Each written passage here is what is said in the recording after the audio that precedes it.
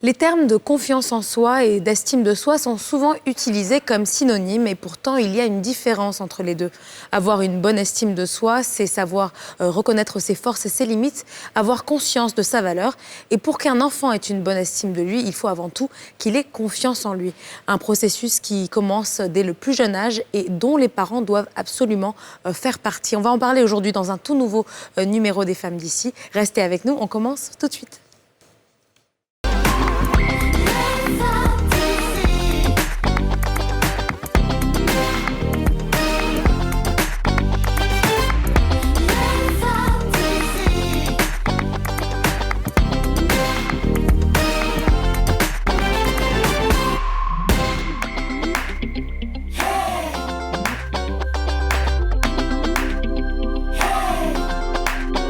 Bonjour à tous et bienvenue sur le plateau des Femmes d'ici sur la nouvelle chaîne ivoirienne, votre rendez-vous 100% féminin et 100% franc-parler. C'est un plaisir de vous retrouver comme tous les jours. Bonjour les filles, ça va Aurélie? Ça va et toi? Ça va, ça va. Et toi? Très bien, ça va.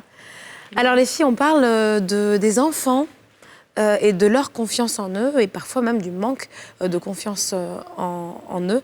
Ce qu'on observe parfois chez des enfants très jeunes, hein, on se demande qu'est-ce qui fait que cet enfant est mal dans sa peau. Est-ce que vous avez, ne serait-ce qu'au niveau personnel, fait cette expérience ou vu, rencontré, été entouré d'enfants qui traversaient ce type d'épreuve? Alors écoute-moi, pour avoir deux garçons, forcément qu'il peut y avoir souvent quelques petites crises identitaires, surtout qu'un a 8 ans, l'autre a 8 ans et demi et l'autre a 7 ans. Donc déjà, entre garçons, il y a forcément des petites... rivalités? des petits accrochages, même si ce sont, on va dire, des amis hein, avant tout. Mais c'est vrai qu'au fur et à mesure que l'enfant grandit, on se rend compte que quand il va à l'école, il n'est plus dans l'environnement familial, de protection. Et donc, il est confronté à un environnement extérieur où il y a d'autres personnes qui peuvent soit le confronter à lui-même, en fait, à eux-mêmes. Avoir un regard. Donc, en revenant à la maison, en discutant, il peut y avoir souvent des fois où il ne comprend pas forcément certaines choses. Là, maintenant, c'est là que les parents doivent intervenir pour essayer de conseiller au mieux l'enfant. Mais c'est pas évident et c'est très bien qu'on fasse justement cette émission parce que ça va au moins nous donner quelques astuces pour nous les mamans qui ont souvent peut-être aussi besoin souvent de conseils. Voilà. Je suis d'accord.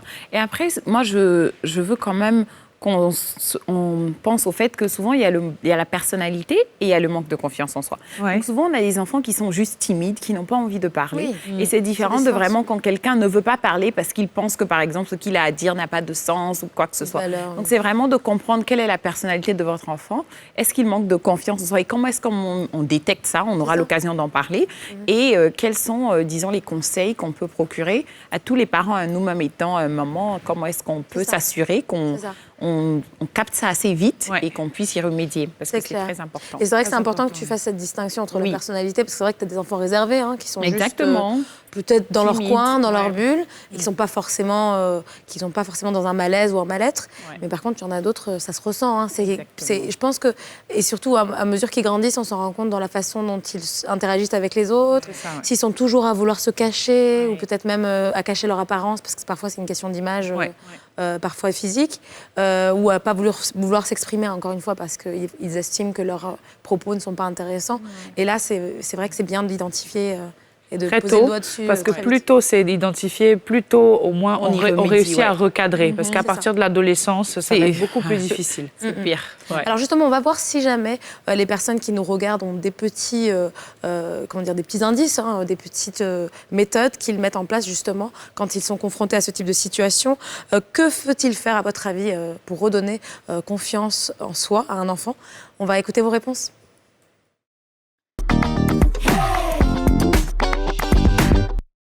Il faut mieux l'éduquer, lui faire beaucoup de choses, de câlins, et puis l'amener à changer d'entourage, d'environnement et certaines choses. L'homme, c'est la communication d'abord. Dès que vous arrivez à la maison, la première des choses, vous voyez les enfants, qu'est-ce qui ne va pas, qu'est-ce qui a marché, qu'est-ce qui n'a pas marché. Mais aujourd'hui, les parents ont abandonné. Voilà, vous voyez les parents ont abandonné. À peine même s'il y a combien de parents qui communiquent avec les enfants. Ils viennent du boulot, il est fatigué, il finit, directement il est au grain, comme on le dit chez nous. Bon, enfin voilà, chez nous on dit il est au grain. Bon, après le grain, il rentre peut-être tardivement, les enfants dorment. Donc vous voyez que c'est un problème. Donc c'est très difficile de communiquer avec l'enfant cela. Or, par contre, il faut communiquer avec l'enfant pour voir qu'est-ce qui a marché à l'école, mais qu'est-ce qui n'a pas marché, ou bien qu'est-ce qui a marché quand vous êtes parti, je ne sais pas où. Mais il ne faudrait pas rester là, regarder, parce qu'il faut regarder. Non, j'ai fait des enfants, même aujourd'hui on parle de microbes. Non. Moi je pense qu'un parent, avant d'aller au lit ou bien avant de rester dans la maison, il faut te rassurer que est-ce que mes enfants sont là ou pas. Alors qu'est-ce que vous pensez des avis qui ont été partagés dans ce... Alors, c'est vrai que je crois qu'il y en avait un qui disait donner des câlins aux enfants. Je pense que ça peut être bien, mais en même temps aussi, il faut avoir ses limites. Parce que trop donner de câlins à l'enfant, je pense... je suis pas sûre que ce soit la solution. Je pense que c'est le surprotéger. Et souvent, le surprotéger, ça peut donner l'effet contraire de ce qu'on recherche, en fait. Ouais. Après, c'est sûr que... Moi, je pense qu'on ne peut pas trop avoir de câlins. J'ai l'impression que souvent, d'affection pour les enfants. Souvent, les mamans disent que, ah non, si tu donnes trop d'amour, si tu gâtes trop ton enfant, déjà, il y a une différence. Mais moi, je dis l'affection, on ne peut pas trop en donner. Je pense que le plus d'affection que tu peux donner, il le faut. Mais la deuxième partie de ce qu'il a dit, c'est vrai que les câlins, on se dit, voilà, c'est quand même, ça peut rien résoudre. Mais après, il parle de l'environnement. Et moi, je pense que ça, c'est super important parce que tout le monde parle de l'environnement à la maison. C'est vrai, il est important. Mais une fois que l'enfant commence à aller à l'école, il passe presque de 8h à 16h à l'école. C'est 8 heures de sa journée. La nuit, on sait qu'il dort. Donc, avec les parents, c'est peut-être 1 heure le matin, 2-3 heures le soir. Oui. Donc, l'école a un impact super important sur le développement de l'enfant. Et si on voit que cet environnement est malsain, il faut le changer. Ouais. Après, comment savoir que c'est l'environnement qui n'est pas adapté à son enfant? Et est-ce qu'il faut prendre une décision radicale, c'est-à-dire le sortir de ce système, par exemple, de cet établissement pour le mettre dans un autre? C'est peut-être la question qu'on pourra soulever justement avec notre invitée du jour en plateau, qui est une experte en la matière puisqu'elle est psychopédagogue. Il s'agit aujourd'hui de Odile Pohan, qui nous a déjà rendu visite sur le plateau des Femmes d'ici, et donc dont c'est la deuxième visite. Bonjour Odile. Bonjour. Bonjour, merci. Re-bienvenue. C'est gentil. Alors, docteur Pohan, aujourd'hui on parle d'un sujet... Pardon, Madame Pohan. Aujourd'hui on parle d'un sujet un peu délicat. Délicat plus parce que je pense que beaucoup de parents se trouvent un peu confrontés à cette situation sensible de voir leur enfant qui est en plein développement et qui n'est pas forcément épanoui et qui au contraire peut-être se replie sur lui-même, sur elle-même et ne savent pas forcément quoi faire parce que tout le monde n'est pas psychologue et puis surtout on n'est pas forcément armé pour savoir comment se comporter. Alors peut-être première question pour démarrer, c'est que faut-il faire? Comment est-ce qu'on identifie, quels sont les signes qui nous permettent d'identifier un enfant qui est mal dans sa peau? Un enfant qui est mal dans sa peau, ici, comme on parle de confiance en soi, je pense que déjà, vous allez voir que cet enfant va se référer généralement aux parents. Maman, est-ce que j'ai fait ça? Maman, vous sentez que l'enfant n'est pas autonome. Et chaque fois, il se réfère aux parents. Et c'est un enfant qui aime dire, je ne peux pas faire. Il n'a pas la volonté. Et vous sentez qu'il ne prend pas d'initiative. Cela peut vous amener à voir, il est parfois un enfant qui ne prend pas d'initiative, qui se réfère aux parents et qui se dévalorise plusieurs fois. D'accord. Voilà. Dans les paroles, c'est-à-dire qu'il va parler et puis même pas capable. Dans le regard qu'il a sur lui. Quand l'enfant te dit, je ne peux pas, maman, viens, maman fait ça. Donc on va voir comment est-ce que, quand l'enfant fait cela, comment l'aider pour qu'il puisse... aller de l'avant. Alors, en parlant d'aide, il y a des parents qui, par exemple, l'enfant ne se sent pas capable de le faire. Ils vont forcer l'enfant jusqu'à ce qu'il y arrive. Est-ce que c'est la bonne méthode ou sinon, quelle serait la meilleure méthode pour aider un enfant justement à acquérir cette estime de soi? C'est pour ça qu'on ne dit pas toujours que c'est la famille seulement. On dit que c'est le premier milieu dans lequel l'enfant reçoit les outils qui vont l'aider dans la vie. Déjà, quand on parle de la famille, de l'éducateur, tout cela, qui est cet éducateur, qui est ce parent? Parce qu'on donne ce qu'on a, on donne ce qu'on est. Est-ce que celui qui éduque a confiance en lui? Et donc ici, ce n'est pas la meilleure méthode de faire que l'enfant va se surpasser. Non, la vie est adaptation. Quand je demande quelque chose à l'enfant, je vois sa capacité à le faire. Et c'est pour cela qu'il faut demander les besoins de l'enfant. C'est pour cela qu'il faut parler à l'enfant et non le diriger vers ce que nous voulons qu'il fasse. Et ça, c'est important. Le parent doit connaître ce que l'enfant peut faire, voir son âge. Parce qu'ici, quand on parle d'enfant, on sera jusqu'à l'entrée de l'adolescence. C'est intéressant que vous disiez ça parce que c'est vrai qu'on voit par exemple des parents, dès que leurs enfants commencent un petit peu à grandir, 4-5 ans, leur faire toutes sortes d'activités extrascolaires, que ce soit le sport. Et puis, comme on a envie de les voir faire peut-être parfois des choses qu'on n'a pas pu faire quand nous on était jeunes, même quand ils ont envie d'abandonner, on les pousse. Mais en réalité, c'est pas forcément une mauvaise chose, non, de pousser un enfant à avoir une activité, à faire un peu de sport, de la danse, de la musique pour qu'il s'épanouisse et qu'il s'exprime. Est-ce que ce qu'on demande à l'enfant est réaliste et réalisable? Parce que quand on lui demande ce qu'il ne peut pas réaliser, vous créez un blocage et il manque de confiance en lui. Alors que ce n'est pas parce qu'il ne peut pas faire, mais c'est parce que ce n'est pas la capacité de son âge. Et ça, on va trop vite, quoi. Donc, on va trop vite, on demande à l'enfant ce qu'il ne peut pas faire et l'enfant finit par se dire que s'il ne peut pas le faire, c'est qu'il n'est pas capable et puis il ne s'apprécie pas. Parce que quand vous réussissez un apprentissage, l'estime de soi augmente. Plus j'ai réussi à faire quelque chose, je suis content de moi, je me juge fort, je me juge capable et bien. Donc, vous voyez qu'il faut faire attention à ne pas comparer les enfants. On peut avoir le même âge, mais ne pas avoir les mêmes capacités de faire. Bien sûr. Et il y a le fait aussi, le regard du parent. Comment est-ce que le parent encourage? Comment est-ce que le parent est vrai dans son rôle éducatif? Parce que les deux mamelles de la vie, il y a la réussite et il y a l'échec. Mais à la maison, quand on a montré à l'enfant qu'il n'y a que la réussite et que l'échec, c'est l'échec d'une vie, ou bien on ne parle pas du comportement, on parle de la personne. Tu ne vaux rien, tu es comme ci, tu es comme ça. On attaque l'enfant. On ne dit pas tu n'es pas capable de jouer au ballon. Là, je parle de l'action de jouer au ballon. Ah, tu n'as pas bien marqué, tu n'as pas pu marquer ton but. Je n'attaque pas. Tu ne vaux rien. Regarde, le petit là t'a battu. Il y a beaucoup de choses qu'on dit. C'est-à-dire qu'on peut critiquer, mais il y a des façons. Et après, vous avez parlé des parents et qui ne peuvent offrir que ce qu'ils ont. Voilà. Et donc, quand vous-même, vous avez une certaine personnalité, je peux parler de moi-même, je suis très multitâche, j'essaie de faire beaucoup de choses. Et donc, si je veux faire, par exemple, la même chose avec ma fille, par exemple, et peut-être je la stimule trop, ou bien, voilà. Donc, comment est-ce qu'on peut, disons, mitiger pour ne pas être fausse, mais j'ai ma personnalité, mais vraiment pouvoir s'adapter à la personnalité de l'enfant pour créer un environnement, justement, à la maison où elle se sent saine et vraiment soutenue, si on veut dire. Qu'est-ce que tu as envie de faire? Comment on peut le faire? Et aller au rythme de l'enfant. Regardez, le parent est toujours en train de dire « Tu es lente, tu es lent, fais vite, fais vite. » Mais l'enfant a la lenteur de son âge. Quand on a 30 ans ou on a 35 ans, on peut dire qu'un enfant est lent parce que nous avons la rapidité de notre âge. Donc, généralement, à la maison, c'est pour ça qu'on dit à l'enfant, il faut demander le besoin de l'enfant. Il faut lui donner le temps de le faire. Et parce que quand l'enfant a le temps de faire quelque chose et qu'il réussit cette chose, vous voyez qu'il est content. Mais le parent va venir et on ne doit pas voir le résultat seulement.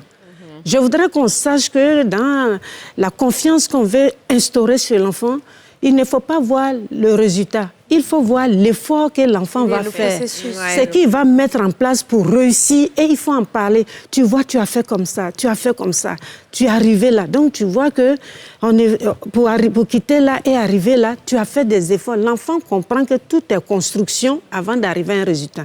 Donc, on ne prend pas seulement le résultat, tu as réussi, mais il a réussi comment? Il faut valoriser l'effort fait, l'étape traversée. Et quand c'est comme ça, l'enfant sent qu'on le motive et on est content parce qu'il a fait un cheminement. Mais à contrario, il y a des parents qui, effectivement, tout le temps sont en train d'humilier les enfants. Oui, tu ne vaux rien, tu ne peux pas faire ça. Mais il y a aussi des parents aussi qui surprotègent leurs enfants, qui disent non, il ne faut pas faire ça, sinon c'est pas bien. Non, tu vas te blesser. Non. Est-ce que ça aussi, le fait de surprotéger l'enfant, est-ce que c'est un avantage pour le développement de sa confiance en lui? Pas du tout. On éduque pour être quitté. Si j'éduque pour qu'un jour l'enfant parte à l'école, l'enfant ne soit pas avec moi, cela veut dire que je ne dois pas toujours dire à l'enfant ce qu'il doit faire, ni le faire à sa place. Éduquer, ce n'est pas enlever les obstacles. Ce n'est pas montrer à l'enfant qu'il n'y a rien, on le fait à sa place. Non, c'est aider l'enfant à surmonter et lui montrer que l'échec, là, c'est normal. Les enfants qui ont confiance en eux, c'est les enfants à qui le parent dit oui, tu n'as pas eu la moyenne, mais tu as vu que tu étais à côté de la moyenne et tu peux avoir la moyenne. Comment tu vas travailler? Donc, chaque fois, je montre à l'enfant que la solution peut venir de lui. L'enfant va dire, bon, papa, maintenant, je vais faire comme ça, je vais faire cela. Et on va trouver des alternatives à son comportement. Il est important de savoir que le parent n'est qu'un guide. Regardez, à l'âge de 2 ans, l'enfant apprend déjà à dire non. Quand l'enfant dit « je ne veux pas porter cet habit, je veux cela », mais c'est un enfant qui fait un choix. On lui dit « un petit comme toi, c'est toi qui vas choisir ce que tu veux ». Mais déjà, vous brisez. Cet enfant-là, à force d'être frustré par un choix, il finit par ne plus faire des choix. Et c'est des enfants, quand ils sortent, au lieu d'être des leaders, ils sont des suiveurs. Et ils viennent dire, mon ami dit que... Mais parce que c'est des enfants qui ne développent pas cette capacité-là à l'autonomie. La confiance en soi, c'est permettre à son enfant de dire, même dans l'habillement, c'est son habit. C'est lui qui va le porter. Mais le parent est tellement dans le regard des autres que c'est ce que moi je veux que tu portes qui a coûté cher. Mais donc depuis qu'il est petit, même l'enfant, quand il est encore bébé, quand il veut faire l'effort d'attraper quelque chose, on va dire bravo, vas-y. Vous voyez, chaque fois qu'on voit un enfant en train de faire quelque chose, on l'encourage pour aller au résultat. C'est ça. Mais on n'attend pas qu'il ne réussisse pas pour dire « Oh, je savais que tu n'allais pas avoir. » Bien sûr. Alors, on a beaucoup parlé donc, de cette notion d'accomplissement, finalement, que ce soit dans le sport, dans les résultats scolaires, mais il y a d'autres pans d'activités, j'imagine, qui vont déterminer si oui ou non un enfant va avoir confiance en lui ou pas. La relation sociale. C'est pour cela qu'il faut faire attention. Vous savez, la confiance, ici, les parents valorisent l'enfant quand il va commencer à aller à l'école par les notes des classes.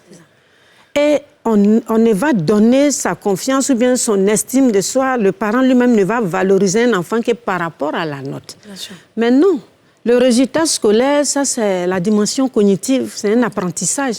Mais l'enfant également dans la société, il peut créer une confiance en soi dans sa relation avec les autres où il décide de lui. Quand l'enfant avec ses amis, c'est pour ça que le jeu est instructif. Regardez un enfant jouer avec ses amis. Vous allez voir si c'est un enfant qui a du caractère, qui a du tempérament, est-ce que quand il gagne, comment il se comporte, est-ce qu'il choisit ses jeux, est-ce qu'il est endurant. Donc, vous voyez, quand on n'est pas capable de comprendre que la confiance en soi peut être au niveau du sport, au niveau des études, au niveau relationnel, et ça c'est important. Vous avez des parents qui vont vous dire, cet enfant-là, il est bien, on le valorise sur un résultat scolaire. Et même quand il n'a pas un bon comportement, on trouve que bon, c'est pas grave. Tant qu'il est bon à l'école. Alors que quand on veut que l'enfant ait confiance en lui, il faut qu'il saute. L'estime de soi-même, déjà, c'est que cet enfant-là s'auto-évalue, aime ce qu'il fait, il sent qu'on lui fait confiance. Il faut responsabiliser, même au niveau de la famille. L'enfant qui finit de manger, on peut lui donner une petite tâche à faire. C'est ça. Vous voyez, même parfois, il veut prendre... Si je sens que cet enfant-là veut débarrasser la table, je prends un ustensile, des assiettes qui ne se cassent pas. Ça veut dire, quand il finit, et l'enfant se sent utile. Vous avez vu à la maison, ah, laisse ça, il ne faut pas casser. Et on peut sécuriser un endroit. Bien sûr.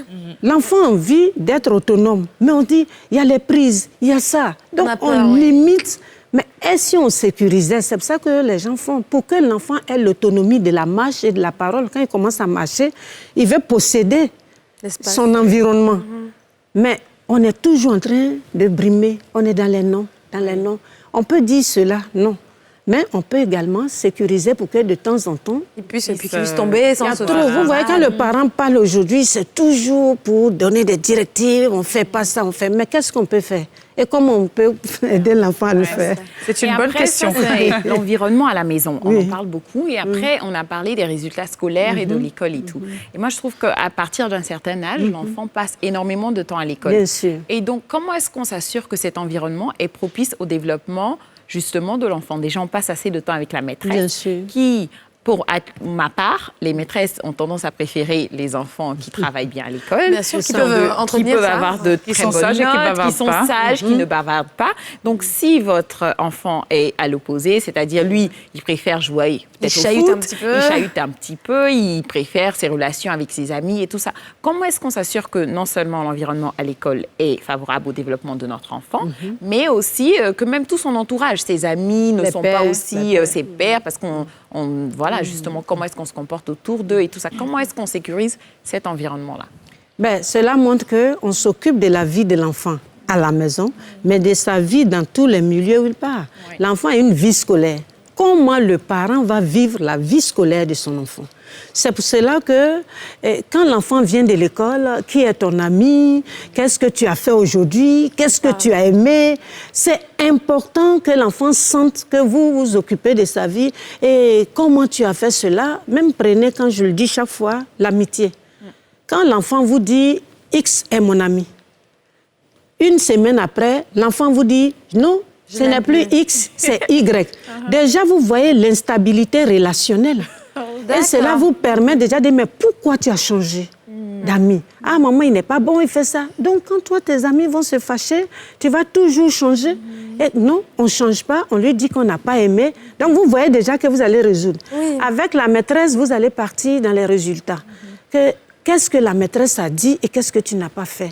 Ah, la maîtresse, si vous ne le frappez pas, l'enfant va se libérer. Ah, aujourd'hui, j'ai bavardé, je sais que tu as bavardé. Est-ce que c'est bon de le faire? Est-ce que tu sens que quand tu bavardes, la maîtresse t'aime? Parce que je dois amener l'enfant à voir que ce n'est pas que la maîtresse ne t'aime pas, mais c'est le comportement que tu as qui va faire que parfois, elle ne va pas t'aimer. Donc, si je m'occupe de la vie de mon enfant à l'école, je vais l'aider à sécuriser ce milieu en sachant les actes qu'il pose qui peuvent amener son déséquilibre dans cet endroit.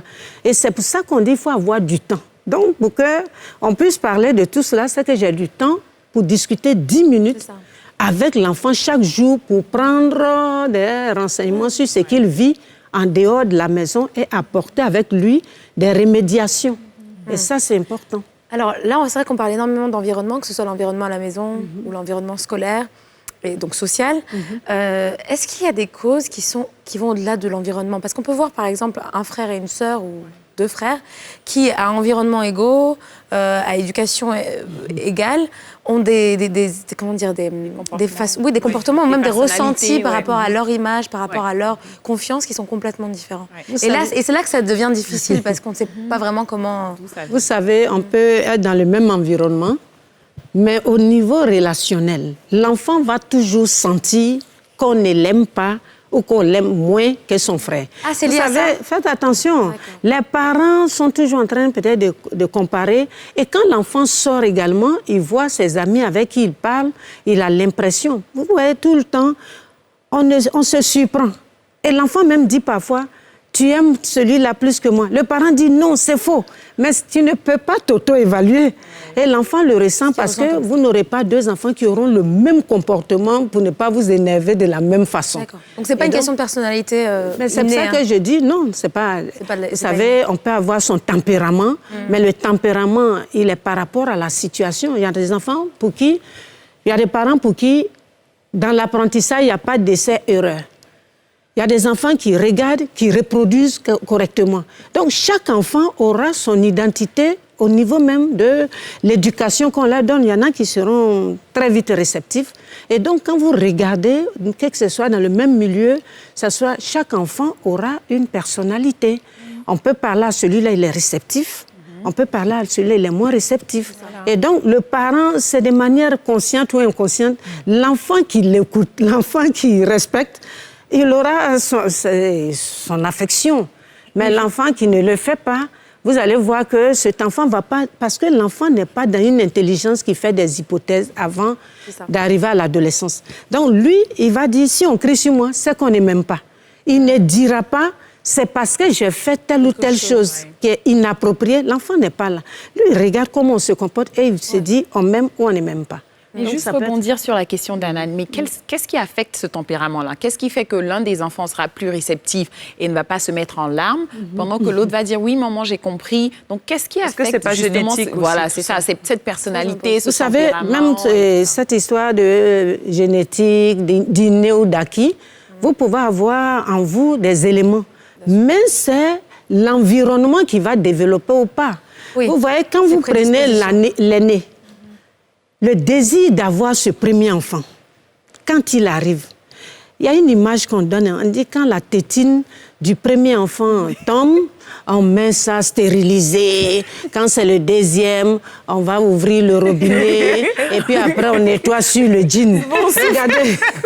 Non, vous avez vu l'attitude avec tous ces trois enfants. Ça évolue, bien sûr. Et puis prenez l'enfant. Beaucoup plus de relâchement chez le dernier que chez le premier. Donc le premier, beaucoup de fois il y a la surprotection, il y a ce désir d'avoir cet enfant, surtout quand c'est le sexe qu'on veut. Il y a beaucoup de choses qui vont entrer dedans on va se comporter et qui vont faire que cet enfant va être parfois surprotégé. Et il y a des enfants, il y a une longue période avant qu'il n'ait un petit frère. Il y a des enfants également, on oublie le complexe de Caïn, quand les enfants, le deuxième arrive, l'autre a l'impression, il y a une jalousie qui naît. Et chaque fois, de manière consciente ou inconsciente, on dit, toi tu es grand maintenant, lui il est petit. Cette phrase de toi tu es grand, tu es petit, ça frustre. Ça, cet enfant-là, il n'a qu'à être dans le même environnement, vous allez lui donner la même nourriture, vous allez avoir...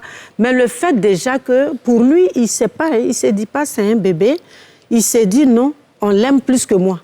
Regardez, même quand il a 10 ans, il va faire une rivalité à un bébé de 2 mois. Mais c'est légitime quand même, c'est vrai que... Non, mais l'enfant, lui, ne sait pas. L'enfant, lui, fait un constat. Il commence à le taper alors qu'il est muscule, bon. Parce que cet enfant est venu prendre sa place. Bien sûr. Et tu es venu partager. Et nous ne savons pas comment faire pour ne pas créer la jalousie. Il y en a qui disent, il est plus joli que toi. Mais vous êtes là, dit des petites paroles. L'enfant, lui, il ressent cela. Et par rapport à ça, vous allez le rendre frère. Pourquoi il y en a qui redeviennent bébés? La régression. Oui. Ils commencent à têter, à pisser, à faire des choses. Donc, il faut voir... C'est pour ça qu'il faut parler à l'enfant. Pourquoi tu n'as pas confiance en toi? Pourquoi tu as peur? C'est l'enfant qui va vous aider également à dire, maman, c'est par rapport à ça, maman, c'est ça. Les enfants parlent. Si on leur donne la parole, regardez, comme on le disait hors antenne, l'enfant va dire, je ne peux pas faire ça. Mais est-ce que les parents ne lui ont pas dit souvent, laisse, tu ne pourras pas, laisse, tu ne peux pas. Mais ça se fixe aussi à l'enfant. Chaque fois que l'enfant veut faire quelque chose, on lui dit, tu ne peux pas. Donc il finit, les paroles, ce n'est pas de la malédiction, hein, c'est de la démotivation. Ouais. On démotive l'enfant. Il finit par intégrer, en fait. Il intègre ça et il se dit, maman, je vais faire ça, papa, je vais faire ça. On est content que l'enfant se réfère à nous. Mais c'est parce qu'il manque de confiance en lui. Odile Pohan, on va poursuivre la conversation dans quelques instants. On va partir en coupure pub. On se retrouve tout de suite. Restez avec nous.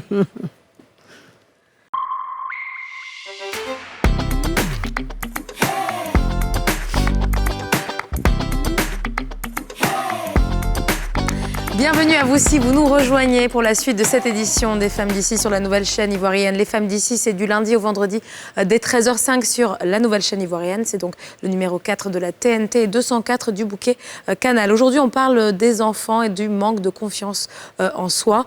Que faire quand on est parent et qu'on est face à un enfant qui manque de confiance en lui, qui est mal dans sa peau. On en parle aujourd'hui avec Odile Pohan, qui est donc psychopédagogue. Et juste avant de partir en coupure pub, du coup, vous nous expliquez que le fait d'avoir ces petites paroles parfois qui peuvent sembler innocentes, que les enfants entendent, par exemple quand on a plusieurs enfants, eh bien, ils finissent par les intégrer et ça peut affecter leur confiance en eux. Et puis il y a la violence aussi, on n'en parle pas. Alors, que ce soit la violence conjugale ou parentale, parce que c'est une famille, que ce soit la violence même à laquelle l'enfant assiste. Et il se sent impuissant. Maintenant, quand vous arrivez sur la violence parentale, c'est-à-dire que les parents et les enfants, mais l'enfant perd, un enfant qu'on frappe, violence physique, violence verbale, il perd confiance. Il se dit que c'est parce qu'il ne vaut pas la peine d'être aimé qu'on le bat. Il se dit qu'on ne l'aime pas. Donc déjà, la violence également fait perdre confiance. Même les adultes, quand on vous insulte, quand on vous bat, vous perdez confiance. Donc regardez un enfant qui est en développement, un enfant qui a besoin. Et le regard des parents est très important. On n'a pas dit de s'asseoir là, quand on dit les paroles valorisantes, dit mon enfant, tu es extra, mais dit oh champion, avant que l'enfant n'aille à l'école chaque matin ou avant qu'il ne fasse quelque chose, le prendre, la présence de qualité, le prendre dans ses bras, champion. Oh, mon les affirmations. Oui. Voilà. Et ça, l'enfant va, même quel que soit le milieu, il sent qu'il est apprécié, il est aimé de ses parents. Cela également le booste. Et ça, mais chaque fois en train de dire, toi tu es là même, tu es bête, tu es idiot. Et ça revient. L'enfant, lui, il est en développement, il n'a pas fini. Quand vous regardez un enfant de 7 ans, il a encore combien d'années pour être transformé. Et l'enfant est malléable, on peut le transformer. C'est ce qu'on sème en lui qu'on aura. Il n'y a pas de crainte. Et vous parliez de punition corporelle. C'est vrai qu'en Afrique, là, je pense que tout le monde a reçu la fessée une fois dans sa vie. Alors, il est scientifiquement prouvé que c'est pas forcément quelque chose de bien, mais lorsqu'on veut faire comprendre on va dire que l'enfant a fait une bêtise, quelles sont les autres manières de faire comprendre à cet enfant de pouvoir, d'être face à ses responsabilités pour qu'il justement puisse comprendre les choses de manière différente sans pour autant le frapper? Très bonne question. Mais vous savez, il faut convaincre au lieu de contraindre. Frapper, c'est contraindre. Et également, on peut parler à l'enfant. Vous savez, éduquer, c'est le modèle. Si j'ai envie que l'enfant salue, quand je me lève le matin, je le salue. Si je veux que l'enfant lise, moi, le parent, je prends un livre et je prends un petit roman, je donne à l'enfant. Tous ceux à qui nous disons d'éduquer par le modèle, l'enfant le fait. Oui. Quand je me lève, que je dis, bon, viens, on va faire le lien. Tu vois, je parle de ceux qui sont un peu grands. Même quand ils sont petits, bon, toi, tu attrapes le coussin. Éduquer par le modèle.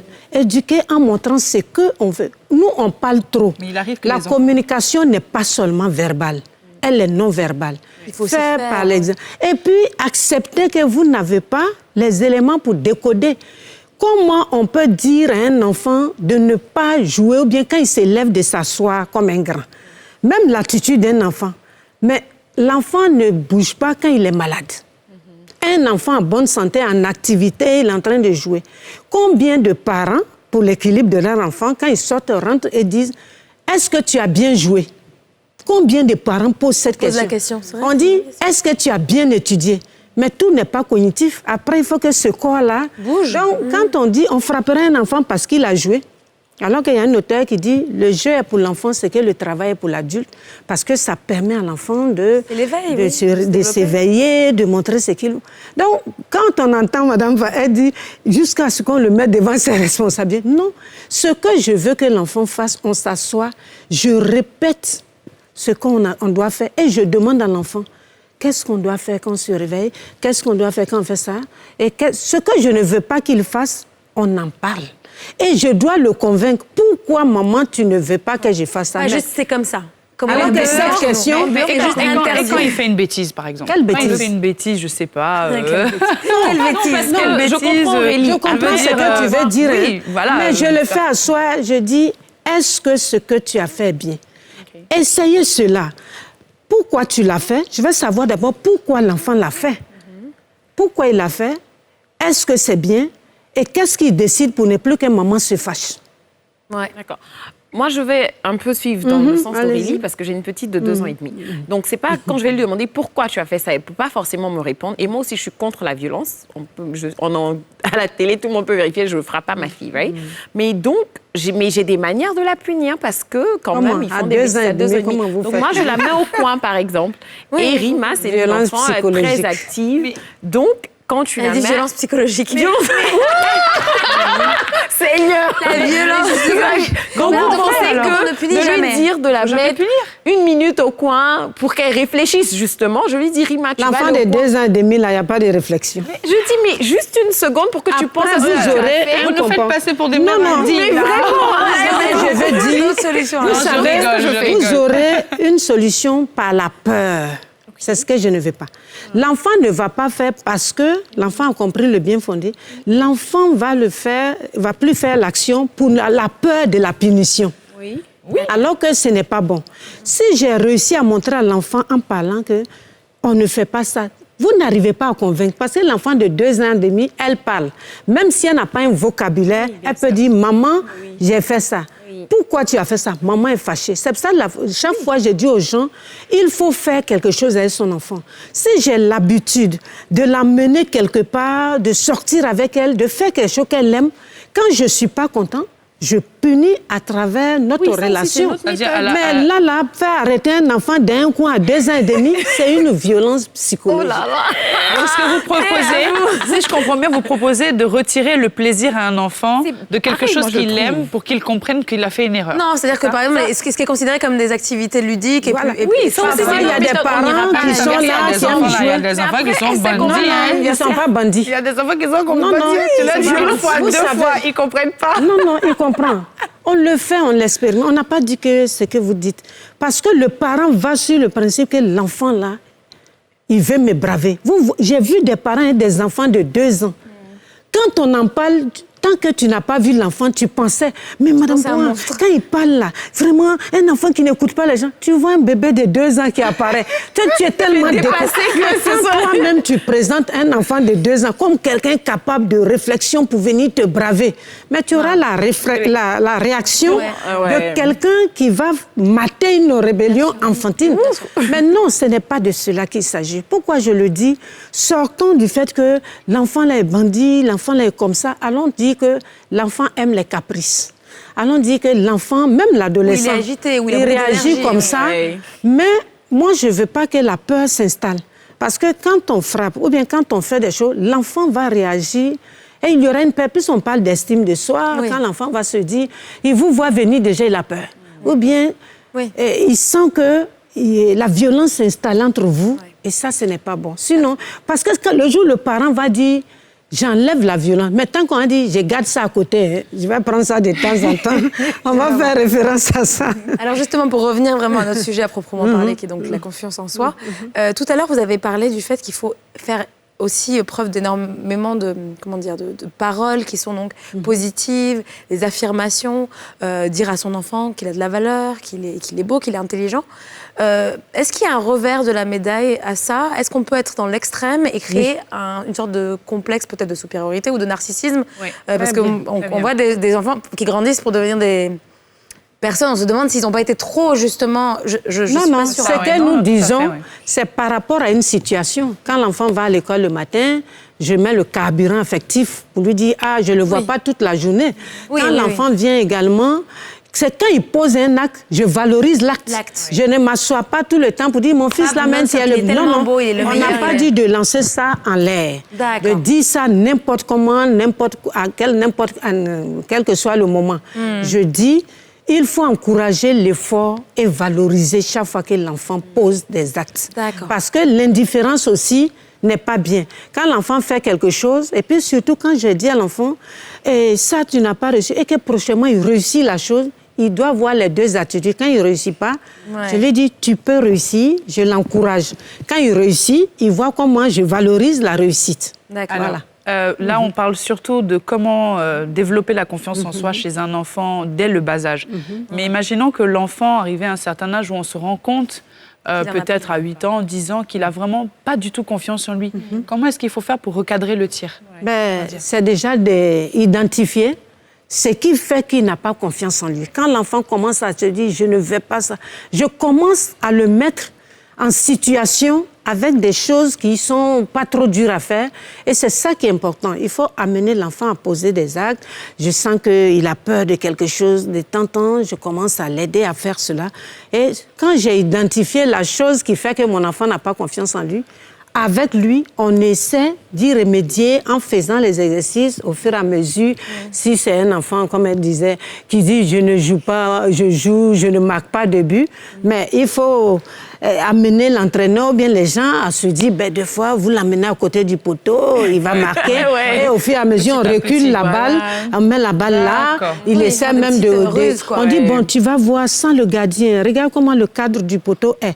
Allez, tu as marqué maintenant, recule et puis un gardien vient, tire en même temps. » Tout cela, et chaque fois qu'il va le faire, et quand il sent qu'on l'accompagne dans son élan, c'est de ça qu'il s'agit. C'est pour ça que je ne parle pas du résultat, échec ou réussite, mais la stratégie à mettre en place pour lui dire, voilà, Fais-toi confiance, au lieu de le dire dans la bouche. Quand il marque chaque fois, 2 fois, on peut dire aux gens, acceptez qu'il marque de temps en temps. Fais ça parce qu'on travaille quelque chose de précis. Voilà. D'accord. Et donc maintenant, nous, quand même, je pense qu'on est des parents assez impliqués, on veut le meilleur pour nos enfants. Donc effectivement, il y a énormément de livres et de sciences autour de ça, sur lesquels on peut se documenter, on peut même aller vers vous.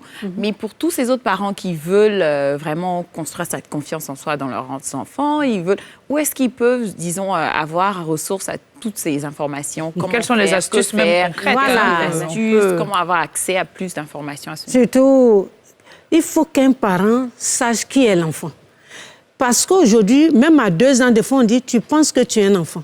L'acceptation du fait que votre enfant est accepté dans sa spécificité d'enfant va permettre aux parents d'accepter ses réussites et ses échecs.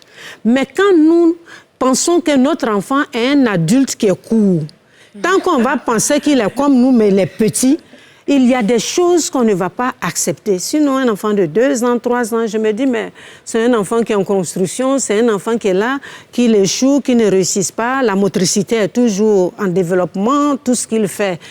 C'est pas comme nous, où on est arrivé quelque part. Donc, le parent doit se dire, l'enfant, éduquer un enfant, c'est tâtonnement. Échec, réussite, erreur. Erreur et réussite. Si on comprend ces 2 éléments, on sera plus à même de... Et il faut permettre à l'enfant de faire ce qu'il a envie de faire, qui est positif. L'enfant dit non, je ne vais pas aller chez tonton là, je vais aller chez tanti là. Même dans le choix, apprenez à ce que l'enfant, quand ça concerne sa vie, il puisse au moins, même l'enfant de 2 ans, te dit non, je veux... Mais 2 fois, on veut que son ami soit ami à l'ami de sa propre camarade. Et quand ça passe pas, l'enfant te dit, je ne vais pas embrasser le tonton là. On dit, tu vas embrasser, tu es méchant. Vous voyez que même dans tout ce qui arrive, le choix d'un enfant, on le contrecarre. Mais comment faire? Pardon. Excusez-moi, je pense qu'il faudrait qu'on parle aussi de différentes tranches d'âge, parce qu'on parle beaucoup des enfants petits. À un moment donné, il y a aussi l'adolescence qui se présente, et c'est souvent là aussi qu'on voit se manifester de nouvelles formes de manque de confiance en soi. Et d'autres qui harcèlent, etc. Voilà, et surtout parce qu'il y a un rapport aux amis qui change. Exactement. On commence à changer aussi de corps, donc même le rapport aux garçons, aux filles change. Avec les parents, et à l'image de soi, parce que parfois aussi il y a une question d'image, et c'est un peu plus physique, c'est l'apparence physique. Comment est-ce qu'on peut déceler ça et trouver aussi les remèdes pour aider un enfant qui est plus âgé? Fait la première étape de l'enfance, où on a pu asseoir ce qu'on veut. Vous savez, c'est facile, hein? Peut-être quand on parle comme ça, on a l'impression, non, tu as envie de faire ça, pourquoi? Bon, on fera ça, mais tu fais ça d'abord, tu fais ça. Donc, arrivé là, vous allez développer la communication, parce que l'adolescence, on est dans la quête identitaire, l'affirmation de soi. Donc, il faut connaître déjà les caractéristiques. Je dis toujours aux parents, la connaissance de l'enfant est ce qui va vous permettre de vous aider dans l'éducation. Parce que l'adolescence, ce n'est plus l'enfant qui était le béni oui, qui acceptait tout. Oui. Ici, vous serez face à l'opposition, à la provocation et à la rébellion. L'adolescence, c'est ça. Oui. Provocation, c'est que tu dis, tu ne veux pas là. Parce que lui, il est conscient. Il est dans une intelligence qui fait des hypothèses. Donc, ce n'est pas comme un enfant qui est dans une intelligence concrète.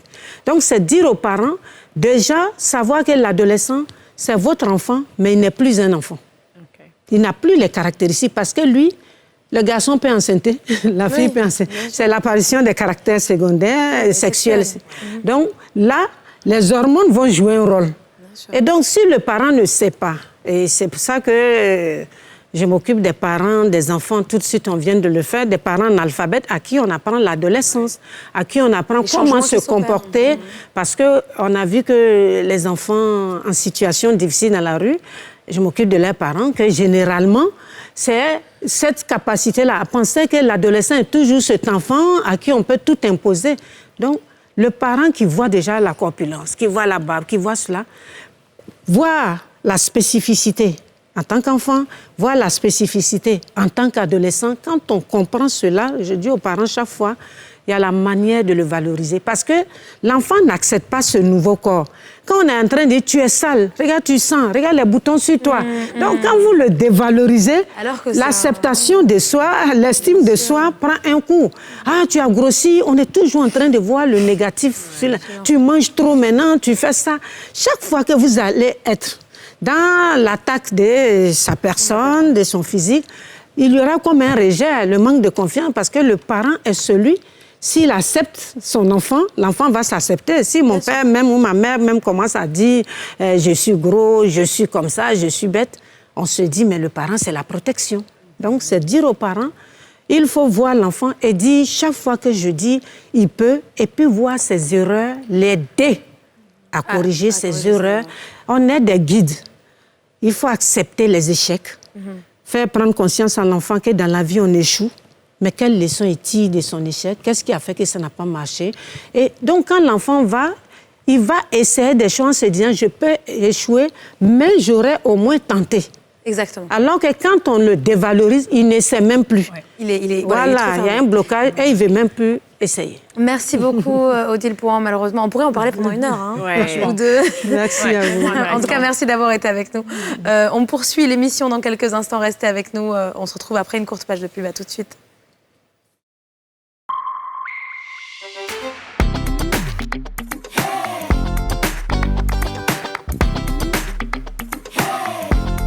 Retour sur le plateau des femmes d'ici sur la nouvelle chaîne ivoirienne. Si vous venez de nous rejoindre, on a parlé de confiance en soi, en particulier pour les enfants, et trouver des astuces à travers notre invitée, donc Odile Pouhan, qui est donc psychopédagogue, afin de redonner confiance en soi à ses enfants, à son enfant. Alors, si vous voulez réagir à ce sujet, comme à tous les sujets dont nous parlons au quotidien sur la nouvelle chaîne ivoirienne à travers les femmes d'ici, n'hésitez pas donc à réagir à travers les réseaux sociaux sur la page Facebook ou Instagram de la chaîne. On va à présent passer à notre rubrique Le Miroir 2, n'est-ce pas Aurélie? Tout à fait, et aujourd'hui, focus sur une entreprise qui est spécialisée dans la reforestation et dans le reboisement. Nous allons donc recevoir tout de suite la directrice de cette compagnie, mais avant cela, regardons un petit portrait de cette compagnie, donc Seed Balls, réalisé par Chèque Bleu.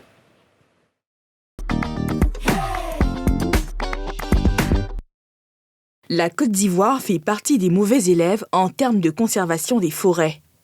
De 16 millions d'hectares de forêts dans les années 60, le pays se retrouve aujourd'hui avec moins de 2,5 millions d'hectares, soit seulement 11% du territoire. Ce sont ces chiffres alarmants qui ont suscité une profonde réflexion chez Sarah sur l'importance de la protection de l'environnement. L'arbre est aujourd'hui en danger. Dans le monde entier aujourd'hui, toutes les voix s'élèvent pour parler du réchauffement climatique et de la solution qui est de planter des arbres.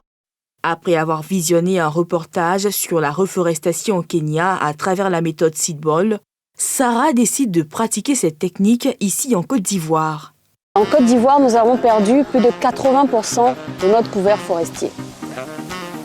Nous avons pour objectif d'aider au reboisement de notre pays à travers une solution qui est toute simple, accessible à tous, et cette solution, c'est cette balle de graines qui s'appelle le Seed Ball.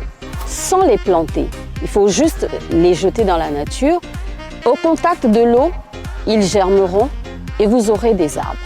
En 2019, elle lance Seed Ball Côte d'Ivoire, une technique de reforestation qui consiste à produire des graines composées de boules de terre, d'argile, de compost. Aujourd'hui, planter des arbres, ce n'est pas que avoir une empreinte positive, oui, mais c'est aussi laisser à l'humanité ce qu'on a trouvé. Avec les Seed Balls, tout le monde peut participer, tout le monde peut jouer de sa partition dans ce combat. Sarah n'hésite pas à prendre de la hauteur quand il s'agit de reboiser. Seed Ball est une entreprise à vocation environnementale. Selon les experts, un être humain vivant jusqu'à 70 ans consomme l'oxygène de 5000 arbres. Alors nous avons pour mission de planter chacun au moins 5000 arbres le temps de notre vie. Nous avons pour obligation de laisser à nos enfants la terre que nous leur avons empruntée. C'est un peu plus de 725 000 graines qui ont été distribuées en Côte d'Ivoire depuis que Sarah s'est lancée dans ce projet. Bonjour Sarah, comment allez-vous? Je vais très bien, merci. Et vous-même? Ça va, c'est un grand plaisir de vous avoir sur le plateau des femmes d'ici. D'abord parce que votre initiative est à saluer. C'est important, comme vous le dites, comme vous l'expliquez. Nous avons une responsabilité donc de laisser la terre comme on l'a trouvée, finalement, même si ce n'est pas si évident que cela. Alors, juste peut-être pour repartir au point de départ de cette histoire, donc du seed ball, expliquez-nous comment vous vous êtes lancé dans cette aventure. Alors, comme beaucoup de personnes au tournant des 50 ans, on fait toujours le point de qu'est-ce qu'on fait finalement. Toute ma vie, j'étais dans la communication, dans des choses très, je ne vais pas dire vénales, mais bon, presque. C'était une affaire de gagner son argent. Et puis, quand mes enfants sont partis, je me suis retrouvée vidée. J'ai traversé le fameux burn-out des 50 ans. Je me dis, mais qu'est-ce que je fais de ma vie? Et pendant ce cheminement, j'allais souvent faire des promenades en forêt. Et j'ai ressenti quelque chose de particulier. Et comme si les choses se mettaient en place, je tombe sur un reportage où je découvre seed ball. Et je sais qu'il y a un problème qui est mondial, ce n'est pas qu'en Côte d'Ivoire, et qu'on doit planter des arbres parce qu'on est en train d'entrer dans un tournant assez dramatique. Et tout de suite, je contacte les gens de Kenya, c'est eux qui font ça. D'accord, donc l'origine, c'est OK. Et je leur dis, je veux vendre des seed balls en Côte d'Ivoire. Ils me disent, ah non, ma petite dame, c'est pas comme ça. Vous devriez faire des seed balls chez vous, avec des essences de chez vous, avec la terre de chez vous. Donc, ils se sont proposés de me former.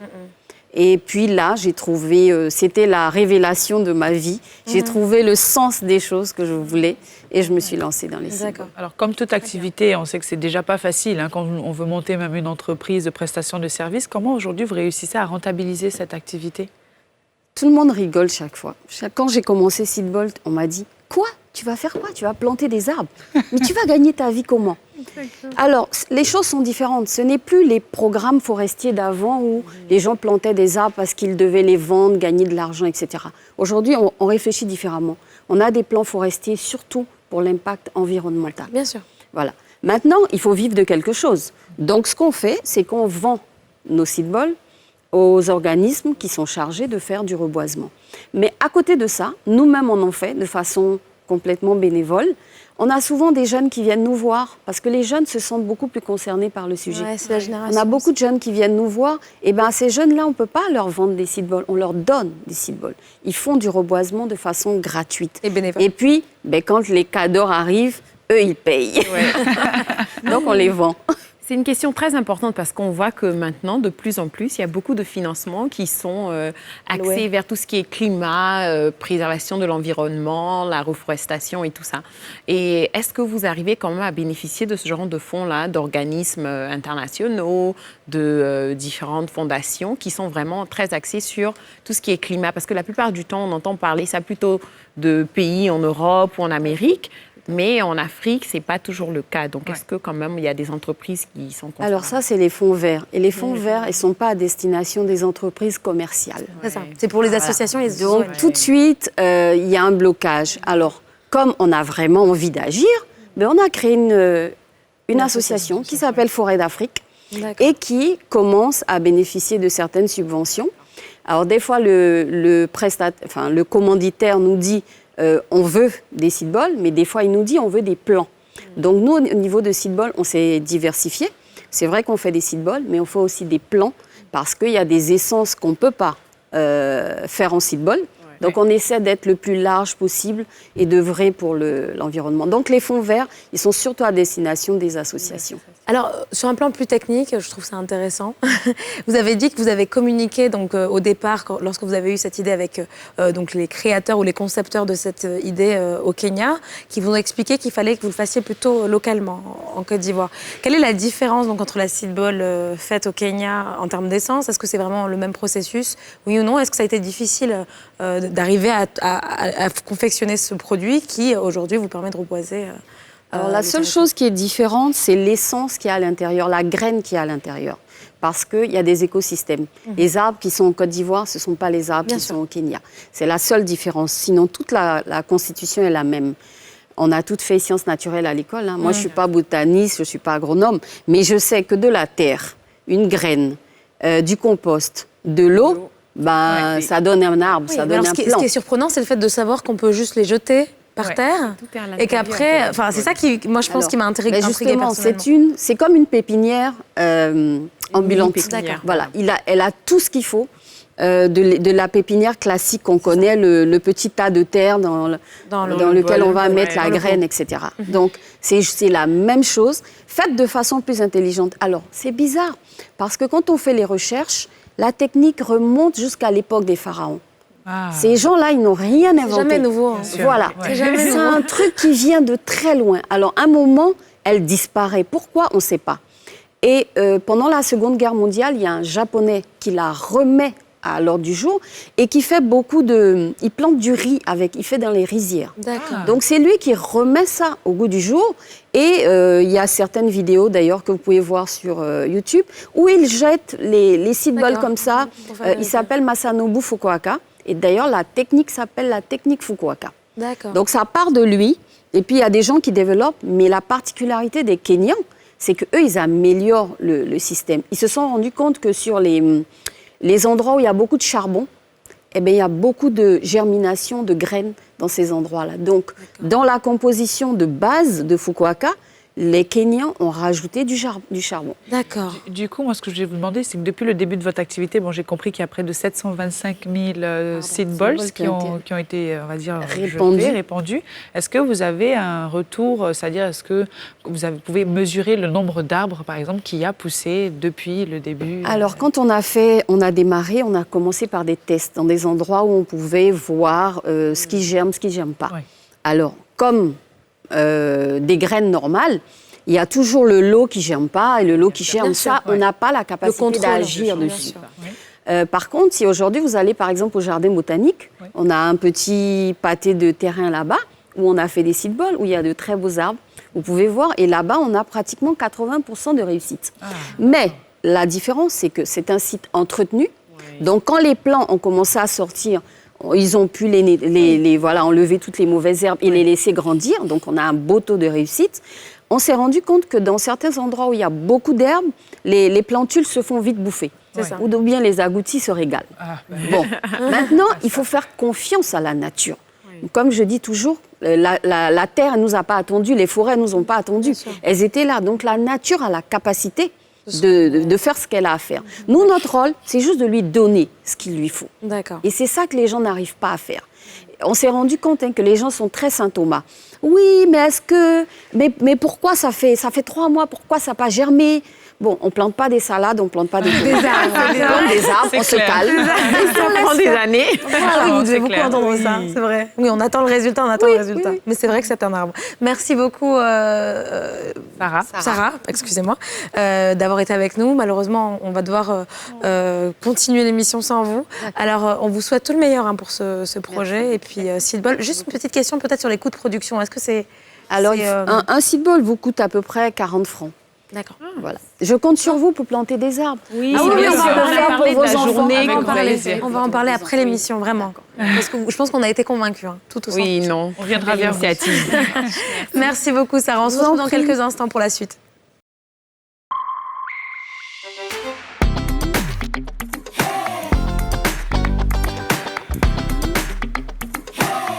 Bienvenue à vous si vous nous rejoignez pour la toute dernière partie de cette édition des Femmes d'ici. Aujourd'hui, on parle business justement avec Afou, tout récent dans la chronique business.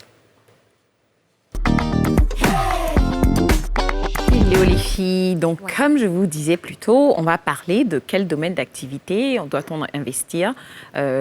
Déjà, moi je dis toujours, il ne faut pas garder l'argent sous son matelas ou en banque parce que ça ne génère pas du revenu et ça ne vous permet pas de créer de la richesse. L'argent juste s'accumule et après, c'est une manière d'épargne, mais si vous voulez créer de la richesse, il faut investir.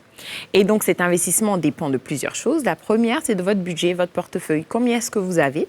Parce qu'il y a certains investissements qui vous sont permis, il y a d'autres qui ne vous sont pas. Donc, ça dépend de vraiment votre fourchette et combien est-ce que vous voulez investir. Après, on parle aussi de votre position. Si vous êtes anti-risque, pro-risque, est-ce que vous voulez vraiment la mesure la moins risquée parce que vous ne voulez même pas perdre un rang? Parce que, bien sûr, quand on investit, de la même manière qu'on peut gagner, ça, c'est une vraie question. Nous, les Ivoiriens, on aime placer pour avoir beaucoup d'argent. Oui. Pourquoi risque? Non, mais on dit que oui, il faut prendre des risques pour pouvoir gagner, au fait. Enfin, un petit peu, mais je veux dire, je vais pas le faire dans le sens d'un... Comment dire de l'argent. Comment dire en français? Gamble. Oh, c'est pas genre, je suis en train de mettre mon argent et puis voilà, bon, si ça part, ça part. Mais après, le plus de risques, le plus de gains, quoi. C'est ça. En général, c'est high risk, high yield. Exactement. Donc, il y a une très forte corrélation entre le risque et le retour sur investissement. Donc, très, très clair. Mais après aussi, il y a plusieurs autres paramètres à prendre en compte. On parle d'investissement court terme versus long terme. Quand c'est court terme, bien sûr, tu gagnes moins que si c'est un investissement long terme. Et donc, maintenant, on peut parler de ces domaines d'activité dans lesquels investir en fonction de tous ces paramètres-là. Ouais. Donc, ici, déjà, en Afrique ou même en Côte d'Ivoire plus particulièrement, c'est l'immobilier.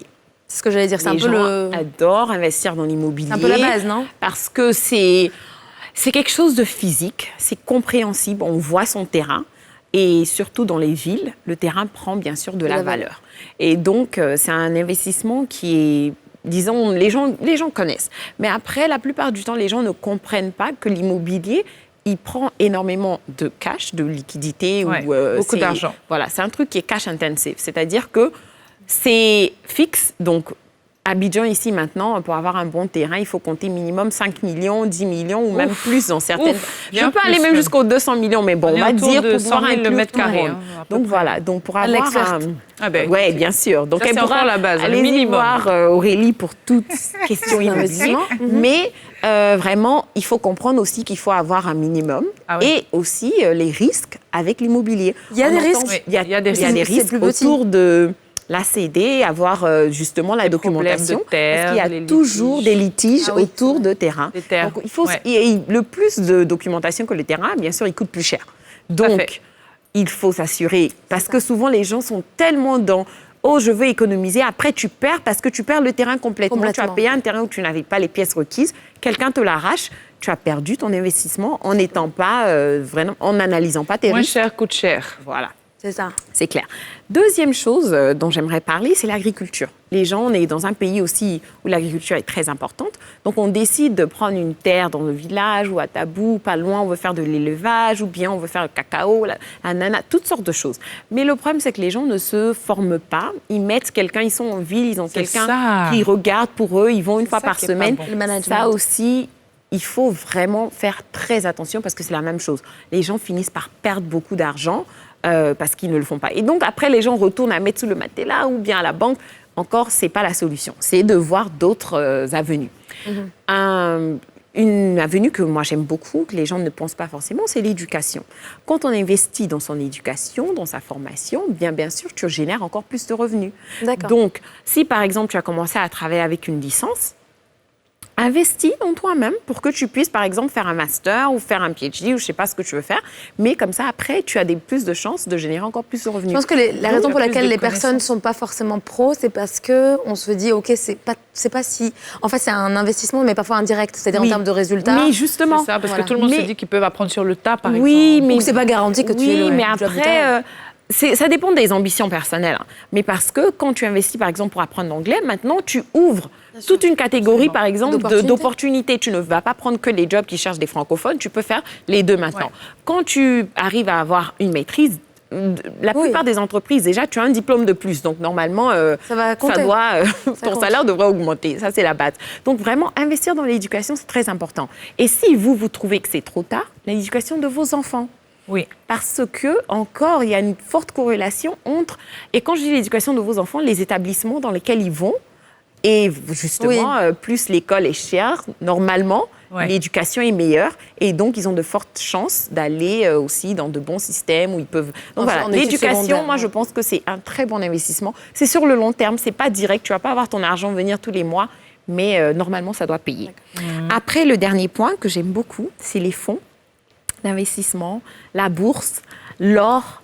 Ça, tu me dis ça je dis tout le temps ça, parce que les Africains, les Ivoiriens, ils aiment moi parce que c'est pas physique, c'est pas spéculatif. En fait, moi, j'ai toujours été intéressée par la bourse, mais je ne sais pas comment m'y prendre. Je maîtrise pas, donc du coup, je me dis... Mais justement, il y a des sociétés qui le font. Et maintenant, presque toutes les banques ils ont vraiment un côté asset management. C'est-à-dire tu as ton compte, mais ils ont justement des agents qui peuvent t'aider à investir. Donc, franchement, si vous avez déjà un compte bancaire, voyez avec ça. Maintenant, on parle de fonds privés d'investissement. Et là, franchement, il y a un minimum. Parce que pour nous qui levons des fonds, on ne va pas prendre 500 000, 1 million, parce que c'est ces gens-là qui vont t'appeler tous les jours pour dire « Ouais, mon argent, ça... » Genre, chaque mois même, ils veulent voir un retour. Donc, la plupart du temps, ça dépend des fonds, hein. Ça de toute taille, mais peut-être un minimum de 10 millions jusqu'à peut-être 100 millions.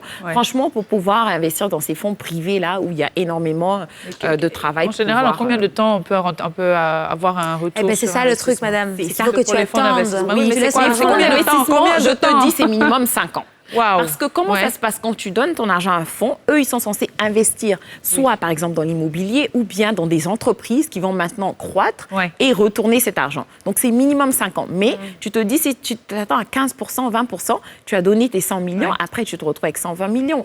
Donc, franchement, ça vaut le coup. Et voilà. Et il y a deux choses, rapidement, avant qu'on passe à l'autre rubrique. C'est les bitcoins. Oui, crypto. J'avais ça, au fait, dans la liste, mais j'ai l'impression qu'on était short on time. On est short, on en reparlera. Et tout ça, donc, mais on en reparlera une autre fois. Oui, tu vas nous faire tout un point sur la crypto-monnaie. J'adore. Bon, on n'a plus beaucoup de temps, donc on va rendre l'antenne. On se retrouve demain pour une toute nouvelle édition des Femmes d'ici. Merci à vous, merci Aurélie. À demain.